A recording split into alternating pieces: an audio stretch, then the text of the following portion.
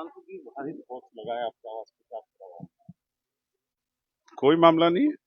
Force तो duty करता है और ये सब लोग हैं तो हम सब लोग सुरक्षित हैं, प्रदेश सुरक्षित। और आज आप जानते हैं मेरा कार्यक्रम है मेरठ का।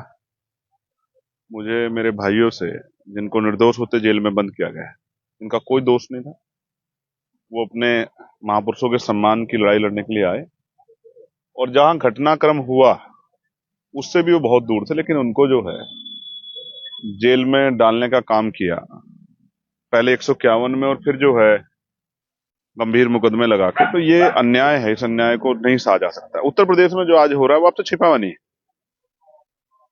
कोई कोर्ट का ऑर्डर नहीं है, कोई प्रशासनिक ऑर्डर नहीं है। किसी को खुश करने के लिए किसी का घर तोड़ दो। सलावा में क्या हुआ आपके सामने है।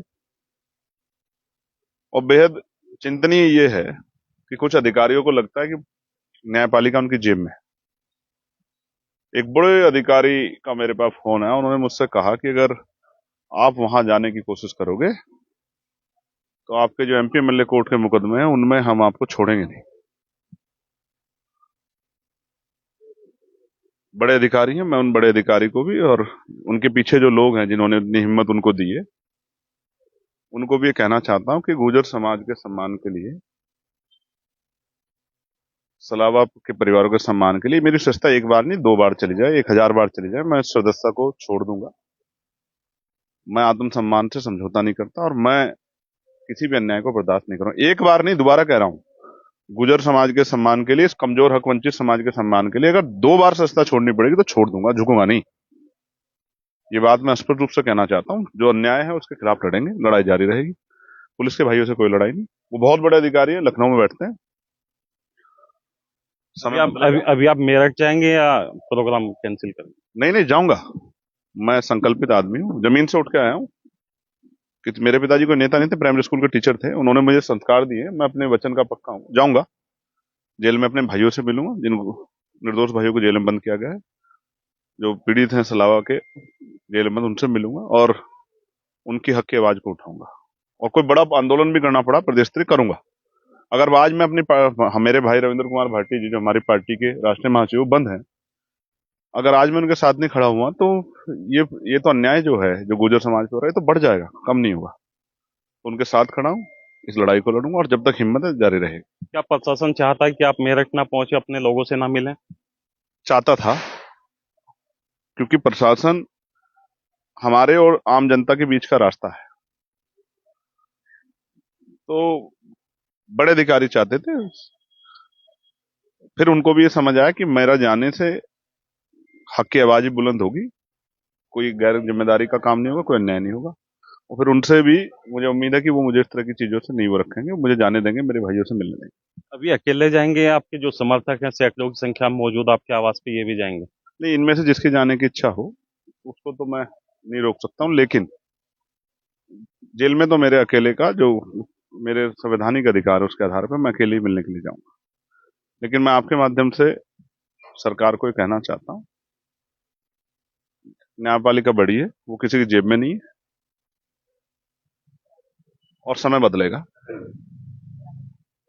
आज भले ही मेरे हाथ में ट्रांसफर, पोस्टिंग, सस्पेंशन ना हो, लेकिन समय बदलेगा। चंद्रशेखर हमेशा ऐसा नहीं रहेगा, सब अधिकारी यहीं रहेंगे। मैं सबके सम्मान का ख्याल रखूंगा। जितना मैं पुलिस के लिए लड़ता हूं शायद कोई नहीं लड़ता होगा। आप ये बात जानते हैं, पार्लियामेंट हो, सड़क हो, होम कमेटी हो, मैंने सब जगह कोशिश की कि जैसे और अन्य कर्मचारियों को छुट्टी मिलती है, सप्ताह में एक दिन छुट्टी पुलिस के भाइयों को मिलनी चाहिए। उन पर बंदी से ना हो कि उनको 3-3 4-4 जगह पेश होना पड़े। छुट्टी अप्लाई करें, कर्मचारी है, उनको छुट्टी का लाभ मिलना चाहिए। उनके परिवार के दुख सुख भी है, उनके बच्चे हैं, परिवार है, उनके भी कुछ संवैधानिक अधिकार हैं, परिवार के प्रति भी अधिकार है। उनको बॉर्डर स्कीम का जो जो ये उनके ऊपर थोपी गई है, बॉर्डर स्कीम खत्म की जाए। एक अधिकारी जब वर्दी में होता है, उसकी जाति धर्म नहीं होता है, तो वो मैं नहीं मानता कि वो किसी के साथ भेदभाव करेगा।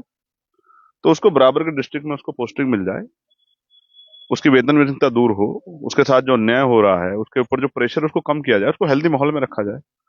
मित्र पुलिस है तो उसको मित्र जैसा उसके साथ, पहले पुलिस के साथ तो व्यवहार करे अधिकारी, वो तो नहीं कर पा रहे हैं। तो मैं तो सबके लिए लड़ रहा हूँ, होमगार्ड के भाइयों के लिए, पीआरडी के जवानों के लिए, सबके लिए लड़ रहा हूँ और लड़ता रहूंगा। मेरा काम है, आप जानते हैं मैं यहीं से, ये मेरा घर है, मैं इसी मिट्टी से पैदा होकर गया हूँ। मैंने जेलें काटी है, मुकदमे से गोली खाई है मैंने।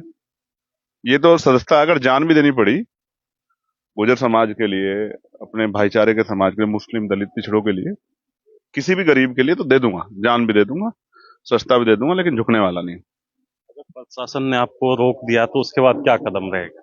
आज रोक लेंगे, संवैधानिक व्यक्ति हूं, इतने कमजोर थोड़ा ही। आज रोक लेंगे, कल चले जाएंगे, लेकिन जाना तो है अपने भाइयों का। अगर आज मैं उनके साथ नहीं खड़ा तो कौन साथ खड़ा होगा?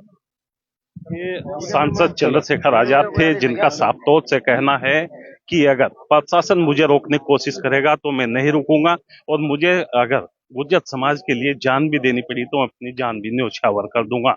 अपने सहयोगी आजम पुंडीर के साथ लियाकत पुंडीर, छुटमलपुर।